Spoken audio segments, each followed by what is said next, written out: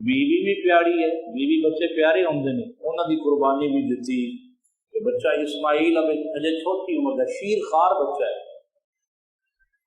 اپنی بیوی اما ہاجرہ نو فرمایا نال لیا، اما ہاجرہ نو شیر خار بچہ ہے حضرت اسماعیل علیہ السلام، اور کعبے دے نیڑے اس ویلے اتنے کوئی عمارت نہیں، کوئی آبادی نہیں، بے آب و گیا جگہ ہے، پانی بھی کوئی نہیں، سبزہ بھی کوئی نہیں، سایہ بھی کوئی نہیں، کوئی آبادی نہیں، کوئی بندہ نہیں، کوئی پرندہ نہیں۔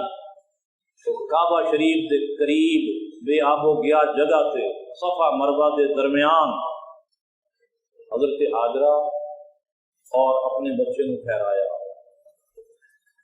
اور پھر جب روانہ ہون لگے تو سیدہ ہاجرہ نے عرض کی تھی حضور سانو بٹھا کے کتنے چلے ہو؟ آپ بولے نہیں۔ انہاں پھر پوچھا حضور سانو اتنے چھوڑ کے ویرانے میں چھوڑ کے کتنے جا رہے؟ حضرت ابراہیم علیہ السلام نے جواب نہیں دیتا۔ جب تیسری مرتبہ پوچھا تو ہن یہ کہا اے اللہ دے نبی کیا اللہ دا حکم ہی ایویں ہے؟ کہ آپ نے سر ہلا